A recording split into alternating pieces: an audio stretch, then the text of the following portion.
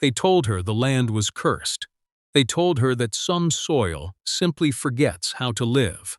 And when Eleanor Vance, a 26-year-old widow, with hands that had never held a plow, dumped 400 live tilapia into her irrigation ditches on a scorching July afternoon in 1974, the entire county laughed so hard the story made the front page of the Mendocino County Gazette. Laughed so hard.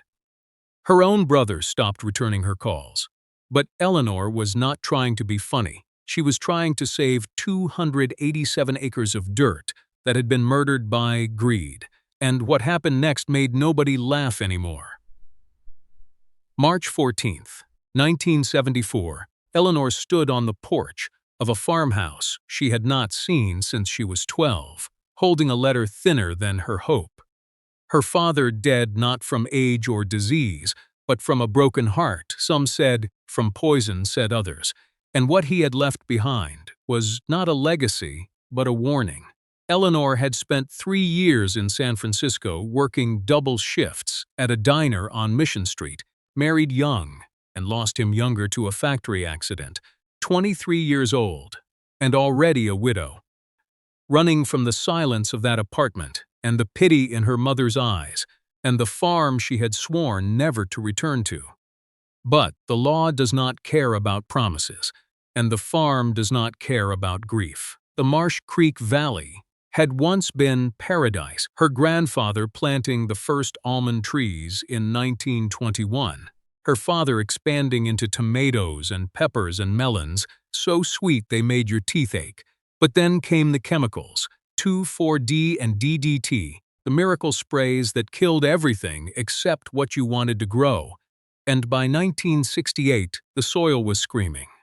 The earthworms gone, the birds gone, the soil smelling like nothing, like a vacuum, like something that had given up, and her father spent his last 5 years pouring more chemicals onto the land, trying to fix what chemicals had broken, going bankrupt twice, driving away every farmhand, dying alone, surrounded by empty pesticide drums and a mortgage he could not pay, leaving Eleanor 287 acres, a farmhouse with a roof that leaked in 7 places, a barn home to more rats than memories, equipment that had not run since 1971, and a debt so deep the bank had already drawn up foreclosure papers, the neighbors calling it the Vance curse, while Eleanor called it home, whether she wanted to or not. She knelt in the dirt not to pray, but to understand, bringing 2 books from the city, a Bible she had never read, and her father's journal from 1955 to 1973, filled with planting dates and chemical applications and yield records, and toward the end, something that looked like desperation, a journal entry from March 3, 1973, reading that the soil tests came back with 0 microbial activity. 0, the dirt is dead. I have killed my own land. God forgive me. God forgive me. God. And the entry stopped there. She hired Dr. Harold Fisk from Davis, who wore bow ties and looked at the land like a patient on an operating table. And when he returned after 3 days in the lab, he did not take off his hat before delivering the news that the organic matter was 0.3%, when it should be 5. The nitrogen cycle non-existent, the phosphorus locked in chemical bonds that would not break. For 40 years, the earthworm population non-existent, no microorganisms, no bacteria, no fungi. This soil sterilized, and when Eleanor asked if it could be fixed, he said, not in her lifetime, not with any method he knew of. This land needed to rest for decades or a century, and some wounds do not heal. She should sell or let the bank take it, because this farm was a graveyard. And he drove away while Eleanor stood in the field, listening to the silence of no insects, no birds, no life, just wind moving through dead dirt, like breath through a skeleton. That night she read the journal again. The last years, the desperate years, and in the margins, in handwriting so shaky, it looked like it had been written during an earthquake. She found a drawing of irrigation ditches, with fish swimming in them, and arrows pointing from fish to fields, and a note barely legible saying the Aztecs did it. The Chinese still do it. Fish waste feeds the plants. Plants clean the water, a circle not a line, but I do not have time. I do not have time, I do not have. And the sentence ended, just ended. And Eleanor stared at that sketch for 3 hours before opening the Bible and not reading the verses, but reading the maps. Because hidden in the back pages, pressed between the maps and the concordance, was a pamphlet yellowed and crumbling, titled Integrated Aquaculture Agriculture Systems, a preliminary study by the University of Hawaii, 1969, which she read by lamplight until the oil burned out, and when the sun rose the next morning, she knew exactly what she had to do. July 8, 1974, Eleanor walked into the Ukiah Livestock and Feed Supply with a list that would become legendary, not buying seed or fertilizers, or the new miracle compound in a drum with a skull and crossbones, but buying 400 live tilapia juveniles, 3 inches long, bred in warm water, meant for ponds, not ditches. And when she told the salesman she was putting them in her irrigation ditches, the store went quiet. The 2 old farmers by the seed rack stopped talking. The teenager sweeping the floor froze, and the salesman looked at her like a child who said they would fly to the moon by flapping their arms, telling her those ditches were 3 feet wide and 6 inches deep in the dry season. With no shade and water hitting 90 degrees by noon, those fish would be belly up by Tuesday. And Eleanor replied, then she would buy more on Wednesday, paying cash with the last of her savings and walking out with 400 fish in plastic bags and a pump strapped to the roof of her truck. Word spread faster than the heat, and by the time she got back, 3 trucks were parked at her gate, neighbors not there to help but to watch the show. Tom Brennan, who had known her father leaning on his truck, saying her daddy killed that land, and she was going to kill a bunch of fish in public so she could tell herself she tried. But Eleanor did not answer. She started unloading the bags, cutting them open one by one, the tilapia hitting the water disoriented and stunned, darting into the shadows of the ditch walls, into the few inches of muddy water where the sun could not reach. The men watching, with the expression of people watching someone dig their own grave, asking how long she gave it, one saying 2 days. Another saying 1 day, that water must be 85 degrees already, the fish would cook, and Eleanor climbed out of the ditch, her jeans soaked to the thigh, walked to the gate, looked Tom Brennan in the eye, and said, come back in September and bring a basket, then closed the gate and locked it. That night, the Mendocino County Gazette ran a story with the headline, Widow Puts Fish in Ditches, Experts Predict Disaster, and the sub-headline, Local Soil Scientist, This Will Not Fix Dead Land. It will just make it smell like dead fish. And Eleanor's Robert called not to offer help or ask how she was doing, but to say she was embarrassing the family, their father barely cold, and she was turning his farm into a circus. Stop this, sell the land, come home. And Eleanor held the phone to her ear and looked out the window at the irrigation ditches silver in the moonlight and said she was home. Then hung up, the newspaper on the kitchen table and her face reflected in the dark window, and outside a fish jumped, just one. A silver flash in the moonlight, and Eleanor smiled the first smile in months. Week 1 the fish lived. Not all of them.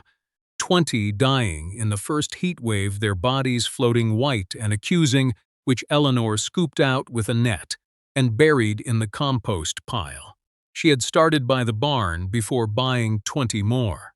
Learning to read the ditches like a doctor reads a pulse, adjusting the flow where water moved fast, and clearing channels where it stagnated, planting willow cuttings along the banks for shade stolen from the creek 3 miles away at midnight like a thief, the fish growing from 3 inches to 4 to 5, and they started eating algae and mosquito larvae and rotting leaves from the willow cuttings, turning what they did not eat into something else, the dead chemical-choked channels becoming ecosystems, the murky chemical brown becoming greener and richer and fuller, the water gaining body and substance and life. Week 3, she took a water sample to Dr. Fisk, not wanting his approval, but wanting data.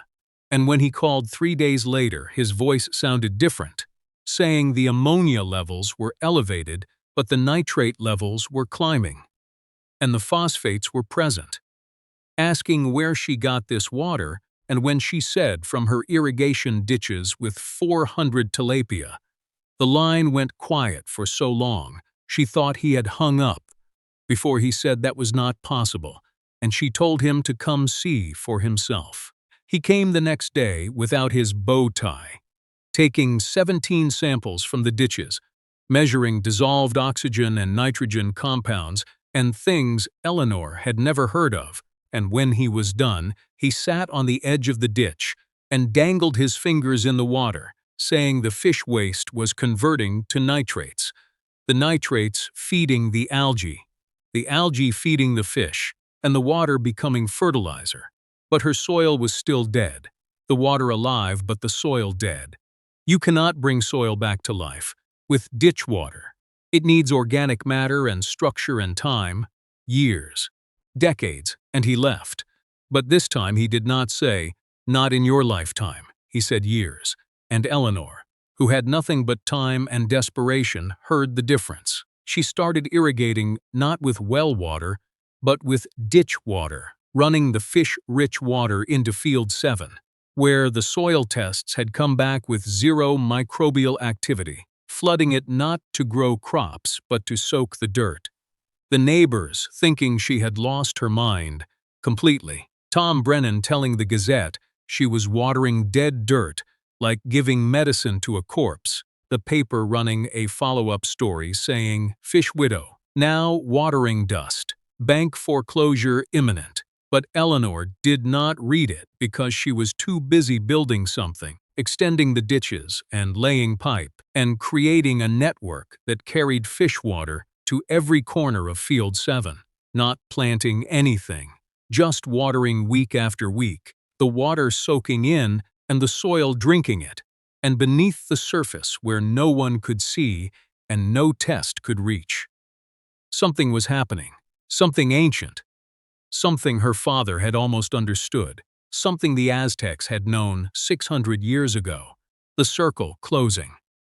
September 14th, 1974, 68 days since she put the first fish in the water, Eleanor walked into Field 7 at dawn, carrying a shovel and a coffee can, choosing a spot at random and driving the shovel into the ground, and the ground gave way, the shovel going in 6 inches, then 8, then 12.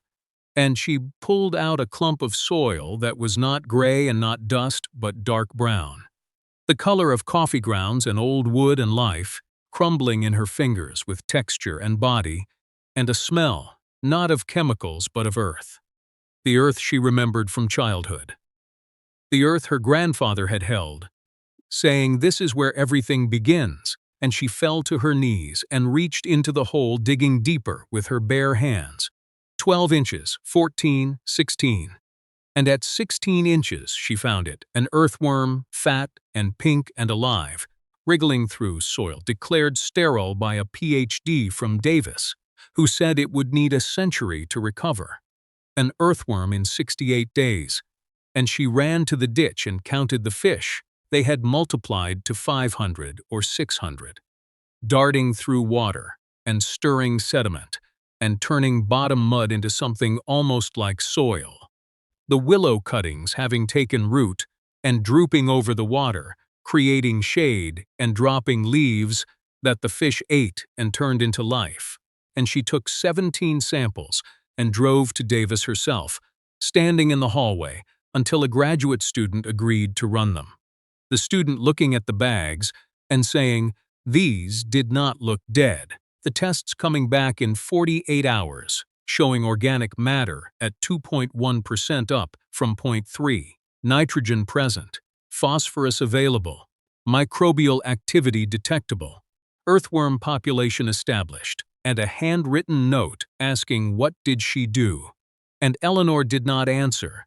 She drove home and stood in field 7. And for the first time since she had arrived, she planted something, not a crop for market, but clover, a cover crop to hold the soil and add nitrogen, and feed the worms that had come back from the dead, broadcasting seeds by hand, walking the field in the last light of September, her hand moving like a priest, giving a blessing. And when she was done, she walked to the gate and unlocked it. October came, and the clover was up 2 inches high, green and impossibly green against the brown of surrounding dead fields, cars stopping at the gate and people getting out to stare, word traveling not as a joke but as a mystery. Farmers who had laughed in July driving out of their way in October to see Field 7, standing at the fence, not laughing but staring, because where their fields were brown and exhausted, Eleanor's was green, and Tom Brennan came back not leaning on his truck, but standing at the fence, looking at the clover and the ditches where fish jumped in the October sun, and water ran clear and green instead of brown and dead, looking at Eleanor and asking how, the only word he could manage, and Eleanor leaned on the fence beside him and handed him a coffee can, telling him to reach down and grab a handful.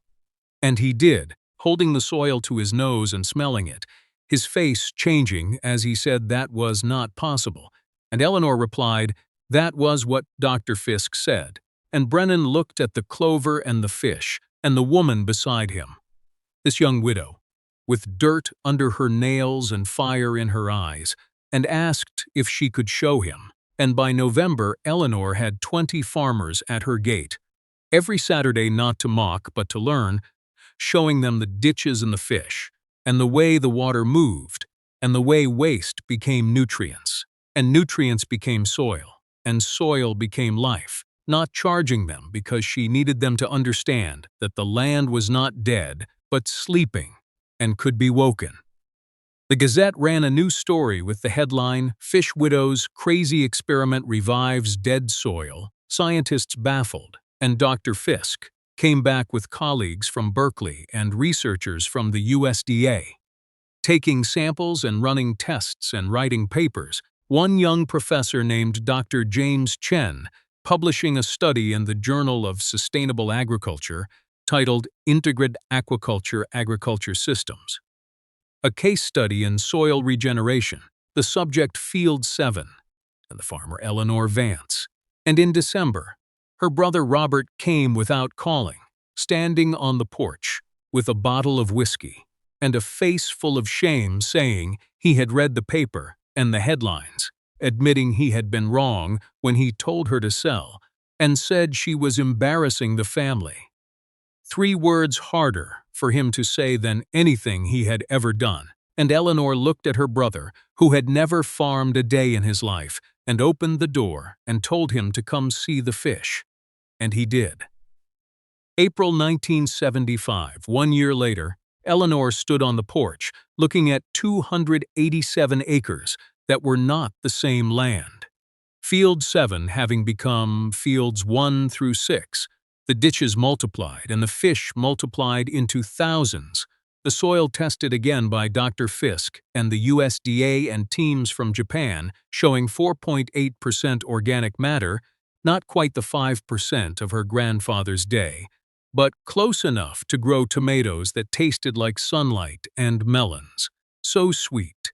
They made your teeth ache, and almonds from trees given up for dead. The first real harvest, coming in August, with 12,000 pounds of tomatoes and 8,000 pounds of peppers. Buyers coming from San Francisco and Los Angeles and Seattle, not just for the quality, but for the story. Eleanor selling direct with a sign saying fish-fed tomatoes, chemical-free since 1974. People driving 2 hours to buy them, and restaurants putting Vance Farm tomatoes on their menus at double the conventional price, and triple the demand, and in October, She walked into the Ukiah Bank and Trust with a check that paid off the mortgage her father had died under. The same banker who had sent foreclosure notices a year earlier shaking her hand and asking if she needed a loan to expand. And she said no thank you. She had fish. That winter, she hosted a dinner inviting Tom Brennan and Dr. Fisk and Dr. Chen and the graduate student and the salesman from the feed store, sitting around her father's table, eating tomatoes fed by tilapia waste and drinking wine from grapes grown in soil declared dead, and Tom Brennan raised his glass, saying to the craziest woman in California, and Eleanor raised hers, saying to the fish, and everyone laughed. But this time they laughed with her, not at her. Eleanor never left the farm, marrying again in 1979 to a man who came to learn her methods and stayed because he saw something in her he could not explain, having 2 children, a daughter who became a soil scientist and a son who became a poet, which surprised everyone except Eleanor, who understood that farming and poetry were the same thing, requiring patience and faith, and the ability to see beauty in dirt, living on that farm for 53 more years and dying in 2028 at the age of 80. On a summer afternoon in the shade of an almond tree, scheduled for burning in 1974, found lying on her back, looking up at the leaves with soil beneath her at 6.2% organic matter, higher than it had ever been even in her grandfather's day. And at her funeral, Dr. James Chen gave the eulogy, saying Eleanor Vance taught them that dead soil is not dead but waiting for someone patient enough and stubborn enough and crazy enough to stop fighting nature and start listening to it, saying she put fish in her irrigation ditches and showed them how to bring the dead back to life.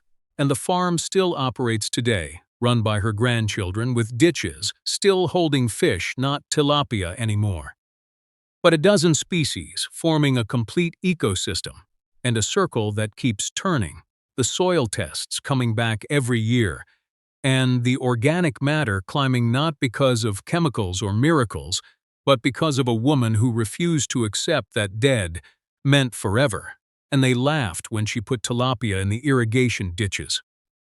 But Eleanor Vance got the last laugh, and the soil got a second chance.